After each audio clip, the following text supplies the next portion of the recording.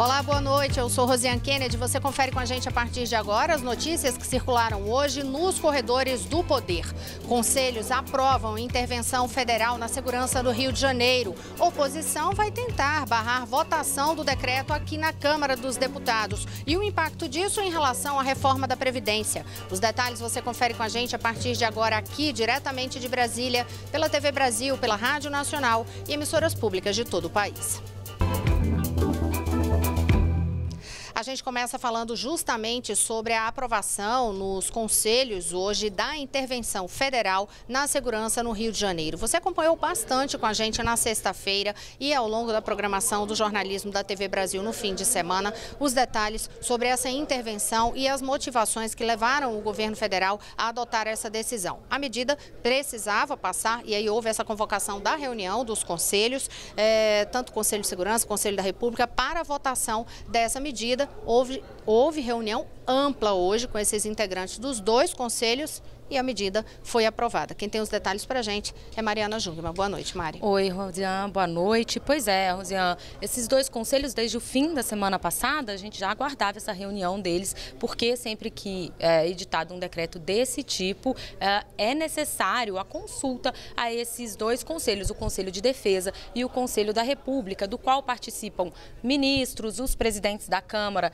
e do Senado e parlamentares, inclusive representantes da minoria e também da sociedade civil. E aí a consulta a esses conselhos, ela é obrigatória, mas eles são órgãos apenas consultivos. A decisão sobre editar esse tipo de decreto é do presidente da República, por isso, inclusive, o presidente Michel Temer editou o decreto mesmo antes de consultar aí os dois conselhos. No entanto, hoje, na consulta, ambos os conselhos, então, aprovaram a edição do decreto. Ao sair da reunião, o ministro da Defesa, Raul Jungmann, explicou ali que justamente a reunião foi feita hoje porque os órgãos são consultivos e também falou um pouco mais sobre como vai funcionar essa intervenção. Disse que ela é uma questão administrativa, que na parte operacional as Forças Armadas já estão ali fazendo operações no Rio de Janeiro, então não há grandes mudanças em relação a isso. Falou também o ministro Raul Jungmann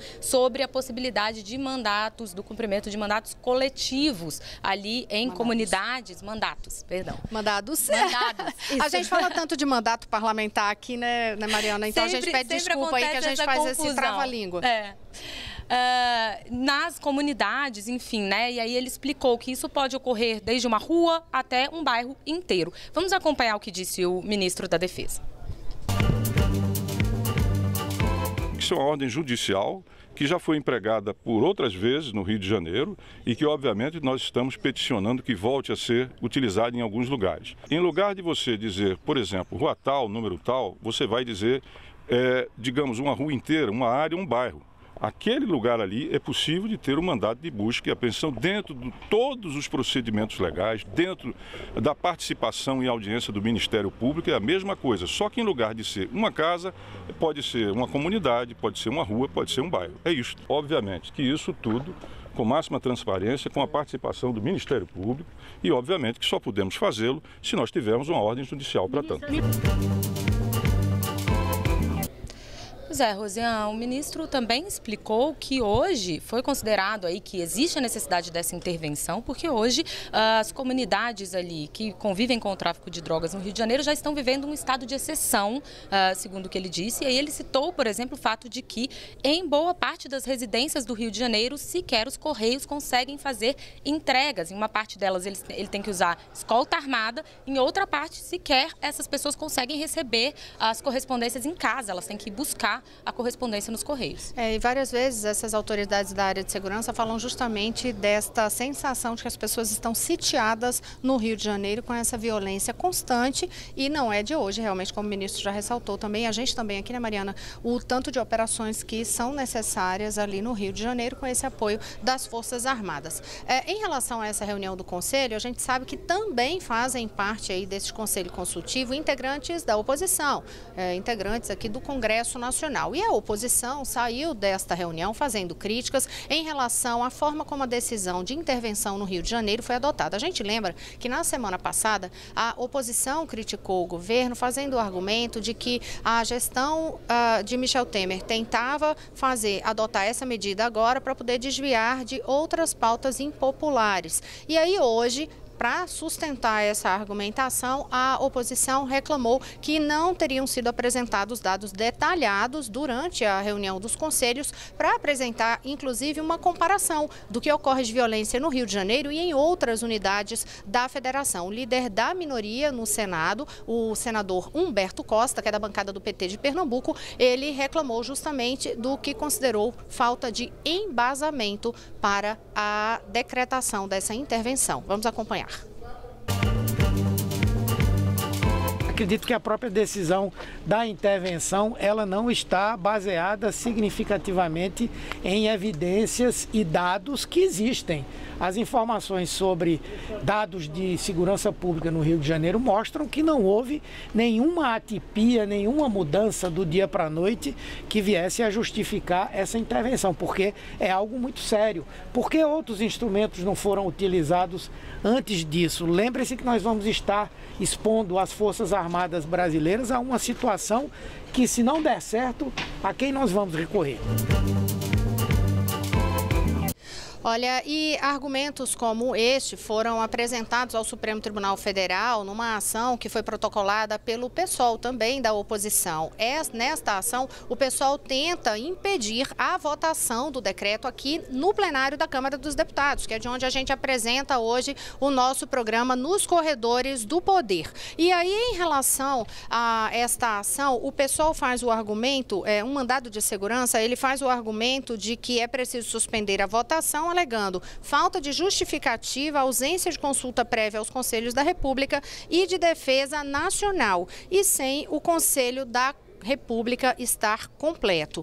O Ministério da Justiça se manifestou a respeito disso e afirmou que está sendo tudo adotado no trâmite constitucional, né, Mariana Jungmann? É isso mesmo. O Ministério da Justiça divulgou uma nota, Rosiane, dizendo que a edição do decreto obedeceu rigorosamente o rito constitucional e também explicando aquilo que eu falei anteriormente, que os dois órgãos são consultivos, né? Os dois conselhos são órgãos consultivos, por isso não houve a necessidade dessa reunião ser feita antes da edição do decreto.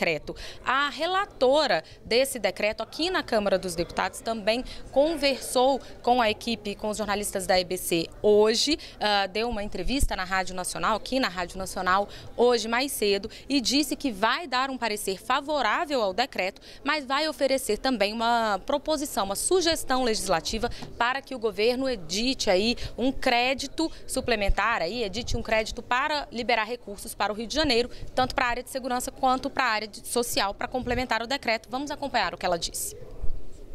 Vamos apresentar uma indicação legislativa, que é o remédio existente, pedindo que ele imediatamente envie um projeto PLN, um projeto de crédito orçamentário, para que viabilize os recursos necessários à implementação da intervenção, tanto na área de assistência social, como na área de segurança pública propriamente dita. As duas têm que andar juntas nesse processo. Bom, tá aí então Laura Carneiro, a relatora, Rosiane, e uma sessão extraordinária foi convocada para as 19 horas aqui na Câmara dos Deputados. E aí a gente lembra que para aprovar o decreto é necessário maioria simples dos presentes. Olha aí, Laura Carneiro, que é do MDB do Rio de Janeiro. Já que Mariana Jungmann falou aqui do plenário da Câmara, eu vou aproveitar para pedir aqui para o nosso cinegrafista, o Wesley, mostrar como que está o plenário neste momento. Olha só, completamente esvaziado, a sessão está prevista para as 7 horas da noite, mas até este momento aqui o plenário completamente esvaziado. Eu sigo falando a respeito dessa questão dos recursos, como que vai ser esse uso e essa disponibilidade de recursos para essa atuação no Rio de Janeiro, mas quem vai contar outros detalhes para a gente é Flávia Grossi, na redação da TV Brasil no Rio de Janeiro, porque por aí, né, Flávia, o governador Luiz Fernando Pezão foi abordado sobre este assunto. Boa noite. Boa noite, Rosiane. Uma ótima noite a todos. Foi abordado sim, foi durante um evento na Rocinha. Luiz Fernando Pezão disse que os órgãos de segurança pública do Rio já estão trabalhando em conjunto com as Forças Armadas. Pezão afirmou ainda que ainda não foi discutida a liberação de nenhum recurso a mais pelo governo federal para poder acompanhar essa intervenção. Ontem, a SEAP, que é a Secretaria de Estado de Administração Penitenciária, decretou alerta máximo nas 54 unidades prisionais de todo o estado por risco de que os presos pudessem fazer represálias devido a esse anúncio da intervenção federal. A gente lembra que ontem teve uma rebelião na cadeia Milton Dias Moreira, que fica em Japeri, na Baixada Fluminense. 18 pessoas foram feitas reféns, entre elas 8 eram agentes penitenciários e os outros 10 eram presos. 3 detentos foram baleados e o estado de saúde deles é estável. O motim foi controlado na madrugada de hoje e, segundo a SEAP, não há mais reféns. Amanhã, a Defensoria Pública do Rio vai fazer uma vistoria nesse presídio. Uma última notícia aqui do Rio, a gente lembra que hoje foi publicada a exoneração do secretário estadual de Segurança Pública, Roberto Sá, no Diário Oficial do Estado. Quem está no comando da segurança aqui do Rio é o general Braga Neto, do Comando Militar do Leste. Rosiane.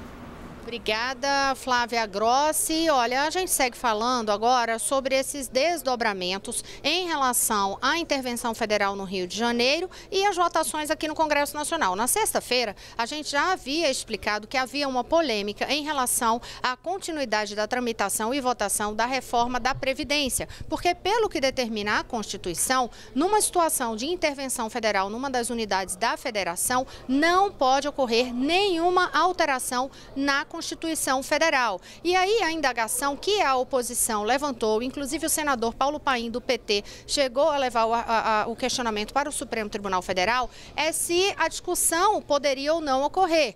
O entendimento ali da oposição é de que isso não poderia ocorrer, quer dizer, não poderia tramitar nada em relação à mudança na Constituição Federal. Aí, agora há pouco, bem agora há pouco mesmo, em entrevista coletiva do ministro da Secretaria de Governo, ministro Carlos Marum, ele disse que realmente não há essa segurança jurídica para tramitação e fez essa declaração depois de o presidente do Senado, Eunício Oliveira, também ter se manifestado hoje, ele que é presidente, inclusive, do Congresso Nacional, ter se manifestado sobre esse rito de tramitação aqui das PECs, né, Mariana Júnior? É isso mesmo, foi logo depois da reunião do Conselho, né, Rosiane? E Eunício Oliveira deixou bem claro que a tramitação de todas as PECs estaria suspensa, né, inclusive as que estavam ali em comissões. Ele disse que a PEC da Previdência não era a única PEC relevante que estava em tramitação, que está em tramitação no Congresso Nacional, mas que estava suspendendo a tramitação de todas as PECs, pelo menos as do Senado, e disse que não havia aí ambiente político para que o governo decidisse revogar o decreto para votar a PEC da Previdência e depois retomar aí esse decreto. Ele disse que não haveria ambiente político para isso, que a situação no Rio de Janeiro era muito séria. E há, inclusive, uma reunião programada agora à noite com as lideranças partidárias da base governista para discutir justamente como é que fica essa situação da reforma da Previdência. Amanhã você vai conferir os detalhes aqui com a gente sobre qual foi o desdobramento disso. A expectativa agora é de que realmente, como o decreto vai até o final deste ano, esse decreto de intervenção, então a votação da reforma fique somente para o segundo semestre, lá por meados de novembro. A expectativa, a gente vai contar detalhadamente com vocês como que ficou essa decisão posteriormente. Agora, se a gente fala de reforma da Previdência, a gente lembra imediatamente do ministro da Fazenda, Henrique Meirelles. Então eu aproveito para contar para vocês que o ministro da Fazenda, Henrique Meirelles, é o meu convidado hoje na estreia da temporada 2018 do programa Conversa com Rosiane Kennedy. A partir desta segunda-feira, dia em que a TV Brasil está com uma grade de programação completamente nova, ainda melhor, com várias novidades no jornalismo. Então tem aí o Conversa com Rosiane Kennedy de volta à estreia com Henrique Meirelles. Ele me recebeu no Ministério da Fazenda na sexta-feira, portanto, antes dessa decisão que ocorreu agora há pouco em relação à suspensão da reforma da Previdência por enquanto, né, em relação ao embasamento jurídico, e conversar conversamos sobre ambiente econômico, desafios brasileiros, também universo político e inclusive alguns bastidores aí, curiosidades sobre a vida política do ministro Henrique Meirelles. Você confere com a gente agora às 9h15 da noite, porque o Conversa com Rosiane Kennedy teve uma pequena alteração de horário. Em vez de ser às 9h30 da noite, passou a ser às 9h15 da noite. Você confere então com a gente, fica aí o meu convite. Eu volto a falar, antes de encerrar esse bloco, eu volto a falar da questão da segurança pública, porque a gente sabe que além do problema no estado do Rio de Janeiro, outras unidades da federação passam por muitas dificuldades e um dos grandes embates que terminam ocorrendo em relação a isso é sobre o combate à corrupção. Hoje, vários encontros, reuniões em São Paulo que trataram do tema e quem vai contar pra gente é Vanessa Casalino. Boa noite, Vanessa. Oi, Rosiane, boa noite para você, boa noite a todos. O Conselho Nacional de Procuradores Gerais se reúne hoje aqui em São Paulo para discutir formas de combater o crime organizado. O grupo é formado pelos chefes dos Ministérios Públicos dos estados e a ideia é sugerir mudanças nas leis. O Procurador-Geral de São Paulo, Jean Paulo Ismânio, por exemplo, defendeu que o crime organizado se combate também sufocando a lavagem de dinheiro. Além disso, para ele, é preciso atacar a infiltração do crime nas áreas públicas, como você disse, junto aos agentes públicos. Ismânio sugeriu ainda meios para facilitar a perda de bens usados pelas organizações criminosas. Essas sugestões vão ser encaminhadas a uma comissão da Câmara dos Deputados responsável por elaborar um anteprojeto sobre o assunto. O grupo é presidido pelo ministro do Supremo Tribunal Federal, Alexandre de Moraes. Ele também participou do encontro aqui em São Paulo, defendeu o endurecimento da execução penal para membros de organizações criminosas. Para ele, é preciso melhorar a investigação e agilizar a tramitação dos processos, com medidas expressivas e tecnologicamente mais modernas, Rosiane.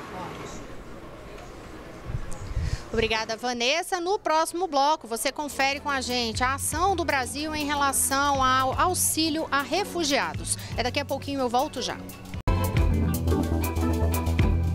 Olá, estamos de volta. Eu sou Rosiane Kennedy. Você confere com a gente as notícias que circularam hoje nos corredores do poder. Uma delas é de que representantes de 36 países estão aqui em Brasília discutindo a situação e auxílio aos refugiados da América Latina e Caribe. Mariana Jungmann conta detalhes do que houve hoje na reunião, até porque o ministro de Relações Exteriores, Aloysio Nunes, falou sobre o tema. É isso mesmo, Rosiane. Esse evento é organizado pelo Alto Comissariado das Nações Unidas para Refugiados. E aí nele o ministro Aloysio Nunes Ferreira, das Relações Exteriores, reiterou ali a disposição do Brasil de acolher refugiados. E, inclusive, nesse momento em que o Brasil recebe inúmeros refugiados da Venezuela, cerca de 40 mil deles estão em Roraima, né? Nesse momento, a gente lembra que o governo federal, inclusive, editou uma medida provisória para auxiliar ali o estado de emergência de Roraima. E aí a gente lembra também, Rosiane, que o secretário-geral da ONU, Antônio Guterres, falou sobre a situação da Venezuela e disse que ela é um grande fator de preocupação nessa região. Ele que estava participando de um outro evento em Portugal, numa universidade, e ressaltou justamente essa preocupação em relação aos venezuelanos. A gente segue no noticiário destacando agora outra novidade da nossa programação, que é o novo horário, o novo formato do nosso programa Diálogo Brasil, hoje com foco já no marco aí dos 30 anos da Constituição Federal. Confira. Esse livro deve merecer todas as homenagens, mas deve ceder lugar para a sua evolução. Mais do que isso, deve patrocinar a sua evolução. Nós fizemos a Constituição um ano antes de cair o Muro de Berlim. Nós saímos num regime de alta desconfiança ali da ditadura. Então todo mundo estava com muita tensão acumulada e as ruas também estavam. Hoje o ambiente é outro. Toda a Constituição contém um projeto que a realidade política vai mostrar o quanto é efetiva ou não. A reforma agrária, perdoem-me os constituintes, foi onde a Constituição recuou do regime militar. O Diálogo Brasil hoje tem esse debate com as participações do deputado federal Miro Teixeira, que é do partido Rede, do Rio de Janeiro. Ele foi membro da Assembleia Nacional Constituinte em 1987 e 1988 e do ex-ministro do Supremo Tribunal Federal, Sepúlveda Pertence, integrante da Comissão Afonso Arinos, grupo de notáveis que antecedeu ali esse trabalho dos constituintes. Vocês perceberam aí um apagão de luz aqui, foi coisa rápida, só problema com um fio que alguém passou e esbarrou no nosso fio aqui na TV Brasil. Não foi nenhum problema de curto-circuito no plenário da Câmara, não. Só esbarraram no fio, mas está tudo bem por aqui. Agora a gente chama a Jéssica Gonçalves no estúdio da Rádio Nacional. Ela vai trazer os destaques por lá. Alguns deles são referentes justamente à questão da segurança pública, desta vez no Ceará, né, Jéssica? Boa noite. É sim, Rosiane. Boa noite a você e a todos. O ministro da Justiça e Segurança Pública, Torquato Jardim, disse que a situação da segurança pública no Ceará não pode ser comparada à do Rio de Janeiro e descartou qualquer tipo de intervenção federal no estado. Na noite de ontem, o ministro acompanhou o embarque de agentes da Força Nacional que foram enviados para Fortaleza. Eles vão dar apoio às forças militares estaduais no combate ao crime organizado. Ao todo, 36 policiais desembarcaram na madrugada de hoje na base aérea de Fortaleza. O Ministério da Justiça se comprometeu a enviar reforço depois da chacina que fez 14 vítimas do bairro Cajazeiras, em Fortaleza, e também depois do assassinato de 10 presos em uma cadeia pública do interior do estado. O envio dos agentes acontece também após o assassinato do traficante Rogério Jeremias de Simone, conhecido como GG do Mangue. Ele foi encontrado morto em uma área indígena localizada em Aquirás, na região metropolitana de Fortaleza. O ministro Torquato Jardim também falou sobre a criação do Ministério da Segurança Pública. O nome para chefiar a pasta ainda não foi definido. Vamos acompanhar o que ele disse. Criar o Ministério da Segurança Pública não é colocar no colo da União os problemas que são dos estados. É compartilhar experiência, compartilhar recursos, compartilhar informação, inteligência. Portanto, é uma atividade de cooperação. Daí o segundo traço importante do futuro ministro, que é diálogo contínuo com os estados, com os governadores dos estados. Rosiane, segue com você. Obrigada, Jéssica Gonçalves. E agora a gente vai conferir destaques da Agência Brasil com Carolina Pimentel, nossa editora da agência, que está de volta de férias. Carol, bem-vinda novamente. Quais são os destaques da agência? Boa noite. Boa noite, Rosiane. Boa noite a todos. Bem, aposentados e pensionistas que ainda não comprovaram ao INSS que estão vivos têm até o próximo dia 28 para fazer esse procedimento no banco em que recebem os benefícios. Quem não atualizar as informações pode ter o pagamento bloqueado. É preciso apresentar um documento de identidade com foto. Alguns bancos estão fazendo o cadastro pelo caixa eletrônico. Até o último dia 8, mais de 3 milhões de beneficiários ainda não tinham feito esse procedimento obrigatório. E olha, a Secretaria de Saúde da Bahia iniciou hoje a vacinação fracionada contra a febre amarela. A meta é imunizar pelo menos 95% da população na região metropolitana de Salvador. Essa vacinação é destinada àquelas pessoas a partir dos 2 anos de idade, inclusive indígenas. Quem já tomou a vacina ao longo da vida não precisa receber uma nova dose. E durante a campanha, a dose padrão vai ser disponibilizada para quem tem mais risco de ter a doença, como crianças de 9 meses a menores de 2 anos de idade, gestantes, quem viaja para fora do país e precisa do certificado internacional de vacinação e também pessoas que apresentarem condições clínicas especiais. Já em São Paulo, a Secretaria Municipal de Saúde decidiu prorrogar até o próximo sábado a campanha de vacinação contra a febre amarela, que terminaria neste fim de semana. O governo do estado de São Paulo, no entanto, ainda não definiu se essa medida vai ser estendida aos demais municípios. A meta no estado era imunizar 9.200.000 pessoas. No entanto, esse comparecimento estava abaixo do esperado até o último dia 16, com um total de cerca de 3 milhões de pessoas imunizadas. Rosiane. Ô, Carolina Pimentel, mas esses são alguns dos destaques da agência. A gente sabe que tem muitas outras manchetes chamando a atenção ali na primeira página, então traz aí outros destaques das manchetes da Agência Brasil para a gente. Vamos lá, Rosiane. Brasil e Colômbia firmam um acordo bilateral de combate à corrupção. O mercado reduziu a expectativa de inflação para 2018 e sobe a previsão de crescimento este ano. O STF vai julgar esta semana a prisão domiciliar para detentas grávidas. E começam as inscrições para o FIES do primeiro semestre de 2018. E o prazo para selecionados no ProUni comprovarem dados de inscrição termina sexta-feira e termina na quinta-feira o prazo para os estados aderirem ao programa Mais Alfabetização. Rosiane. Obrigada, Carolina Pimentel. Os detalhes você confere, agenciabrasil.abc.com.br. Uma última notícia com Mariana Jungmann. Rosiane, a ministra de Direitos Humanos, Luiz Linda Valois, entregou hoje o cargo. O subchefe de Assuntos Jurídicos da Casa Civil, Gustavo Rocha, vai assumir esse cargo interinamente, acumulando com o que ele já tem.